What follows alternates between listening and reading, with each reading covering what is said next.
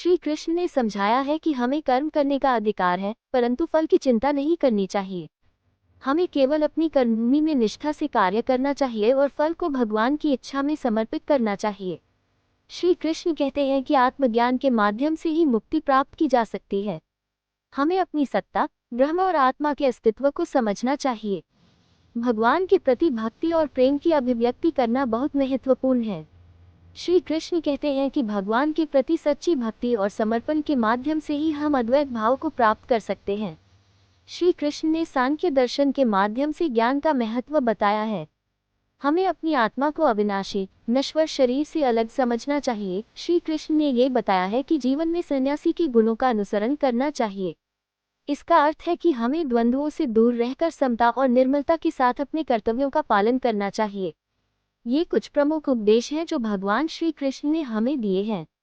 इन उपदेशों का अनुसरण करने से हम जीवन में सुख, शांति और समृद्धि को प्राप्त कर सकते हैं।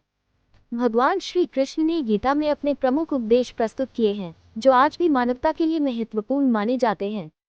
यहाँ कुछ प्रमुख उपदेश हैं। कर्मयोग। श्री कृष्ण ने मनुष्य को कर्म करने का महत्व बताया है। उन्होंने कहा है कि हमें कर्म करने में लगे रहना चाहिए और फल की चिंता छोड़नी चाहिए। ज्ञान योग। भगवान कृष्ण ने ब्रह्म ज्ञान की महत्ता बताई है। उन्होंने कहा है कि ज्ञान से मनुष्य मुक्ति प्राप्त कर सकता है। भक्ति योग। श्री कृष्ण ने भगवान के प्रति पूर्ण भक्ति का महत्व बताया है। उन्होंने कहा है कि भगवान के प्रति प्रेम और श्रद्धा के साथ उनकी उपासना करनी चाहिए। सांख्य योग। श्री कृष्ण ने मन, शरीर और आत्मा के बीच विभिन्नताओं के बारे में बताया है। उन्होंने सांख्य दर्शन के माध्यम से मनुष्य को सत्य की प्राप्ति के लिए प्रेरित किया है। त्याग। श्री कृष्ण ने अपने उपदेश में त्याग के महत्व को बताया है।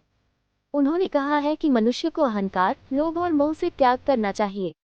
ये केवल कुछ प्रमुख उपदेश हैं जो भगवान श्री कृष्ण ने दिए हैं। गीता में और भी अनेक उपदेश हैं जो जीवन के विभिन्न पहलुओं को समझाने और ज्ञान और सुख की प्राप्ति के लिए मार्गदर्शन करते हैं। वैसे तो श्री कृष्ण स्वयं ही भगवान है। भगवान से ऊपर कौन हो सकता है भला? लेकिन भगवान के बराबर तो स्वयं भगवान है ही। तो ये हम जानते ही कि ईश्वर एक है, लेकिन उनके रूप अनेक हैं। तो इसी कारण भगवान अलग अलग रूपों में लीलाएं करते हैं। बात करें श्री कृष्ण की तो वे स्वयं भगवान नारायण ही हैं। कृष्ण जी भगवान शंकर के भक्त हैं। कृष्ण जी शिव जी की पूजा किया करते थे। द्वापर युग में कई बार उन्होंने नागेश्वर ज्योतिर्लिंग जाकर भोलेनाथ की आराधना करी। नागेश्वर ज्योतिर्लिंग श्री कृष्ण की द्वारका नगरी में ही है। वैसे कहा यह भी जाता है कि जब कृष्ण भगवान को जरा नामक शिकारी का तीर भालुका तीर्थ में लगा था, तो कृष्ण अपना देह त्यागने से पहले सोमनाथ ज्योतिर्लिंग के दर्शन के लिए गए थे। श्री कृष्ण अर्थात भगवान विष्णु के इष्ट महादेव हैं। वैसे तो विष्णु ही शिव हैं, शिव ही विष्णु हैं, लेकिन लीला के लिए परमात्मा इन अलग अलग रूपों में लीला करते हैं। तो भगवान श्री कृष्ण के भगवान आराध्य महेश्वर अर्थात भगवान शिव शंकर हैं।